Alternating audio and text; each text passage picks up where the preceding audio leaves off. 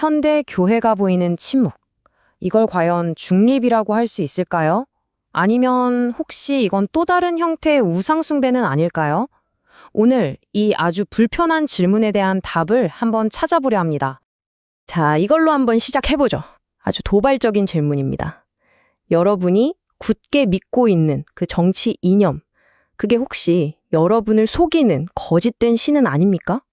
이 논의의 가장 중심에는요, 사상가 코이지스의 아주 단호한 주장이 자리 잡고 있습니다. 뭐냐면, 이념은 종교와 같다는 수준이 아니에요. 이념 자체가 바로 종교라는 겁니다. 성경을 보면 인간이 만든 우상, 그러니까 거짓 신을 숭배하는 걸 아주 강하게 비판하죠. 모든 이데올로기가 바로 그 짓을 한다는 겁니다. 창조된 이 세상의 아주 작은 일부를 딱 떼어내서 그걸 모든 것 위에 올려놓고 절대적인 것으로 만들어요. 그리고 바로 그 우상이 우리를 이 세상의 모든 악에서 구원해 줄 거라고 약속하죠. 이게 바로 이념적 우상숭배의 진짜 모습입니다. 자, 이 표를 한번 보세요. 정말 놀랍지 않나요? 정치 이념이라는 것들이 성경의 창조, 타락, 구원, 그리고 완성이라는 이 거대한 이야기를 얼마나 경묘하게 따라하고 있는지 아주 명확하게 보여줍니다. 예를 들어 초기 자유주의를 볼까요? 자연 상태라는 창조에서 시작해서 전쟁이라는 타락을 겪고 사회계약이라는 구원자를 통해 정치사회라는 완성에 이르죠. 공산주의는요, 원시 공산주의에서 노동 분업으로 타락하고 혁명을 통해 계급 없는 사회라는 구원을 약속합니다. 결국 이 모든 게 뭐겠어요? 성경의 구원 이야기를 그냥 세속적으로 베껴 쓴 것에 불과하다는 겁니다. 여기 쓰여 있는 것처럼 자유나 민주주의처럼 우리가 정말 고귀하다고 생각하는 가치들 있잖아요. 이것들조차 그 자체가 최종 목표가 되는 순간 우상이 되어버릴 수 있다는 겁니다. 자, 그런데 이런 고귀한 가치도 그럴진데 아예 대놓고 종교를 인민의 아편이라고 비난하면서 당과 특정 개인을 우상으로 섬기는 공산주의는 이건 뭐 더 말할 필요도 없겠죠. 그럼 이 이념적 우상 숭배라는 게 그냥 책상에 앉아서 하는 그런 이론적인 이야기일 뿐일까요? 아닙니다. 절대 그렇지 않아요. 이제 우리는 한국 교회의 역사 속에 피로 새겨진 그 타협의 순간을 똑바로 마주해야만 합니다. 일제강점기 시절 신사참배라는 정말 결정적인 시험대 앞에서 끝까지 저항을 선택했던 교회가 얼마나 됐을까요? 1%도 채 되지 않았습니다. 대부분의 교회들은 일제의 탄압이 두려워서 혹은 여러 물질적인 회유에 넘어가서 신앙을 버리고 우상 앞에 무릎을 꿇고 말았습니다.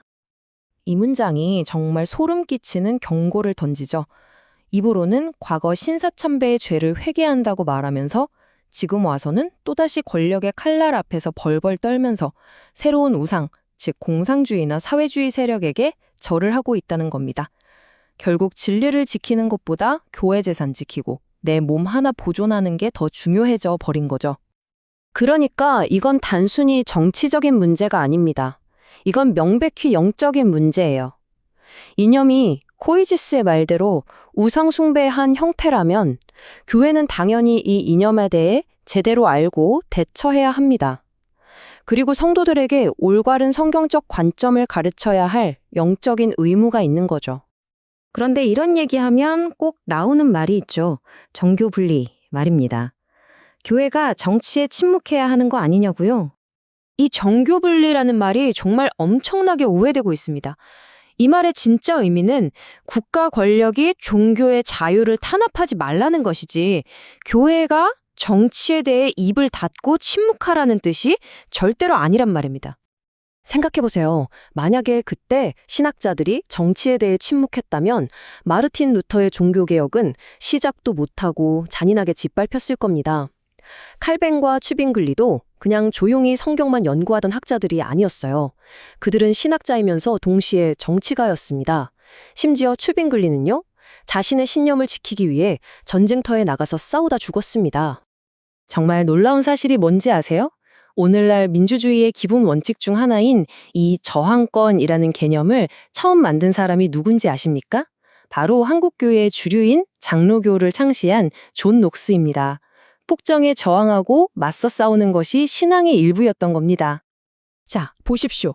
지금의 개신교 자체가 바로 정치 권력에 대한 저항과 투쟁을 통해 형성된 정치적 공동체란 말입니다. 1인 1표라는 민주주의의 가치관도 폭정에 저항할 권리도 다 여기서 나왔어요. 그런데 그 정신을 이어받았다는 오늘날의 교회는 도대체 왜 이렇게 침묵하고 있는 겁니까? 결국 이 모든 이야기는 우리에게 아주 직접적이고 불편한 질문 하나를 던지게 됩니다. 우상 앞에 절하고 진리를 버리면서 그 이유가 좌파 기독교인들 상처받을까 봐라고요? 그건 그리스도와 벨리알, 즉 하나님과 악마를 동시에 섬기겠다는 것과 뭐가 다릅니까? 이건 그냥 두 주인을 섬기는 배교 행위일 뿐입니다. 그래서 소위 주의종이라고 불리는 분들에게 묻습니다. 당신들은 정말 예수 그리스도의 종입니까? 아니면 벨리알의 눈치를 보고 사람의 눈치를 보는 사람의 종입니까? 성경에서 좌로나 우로나 치우치지 말라는 말씀이 있죠?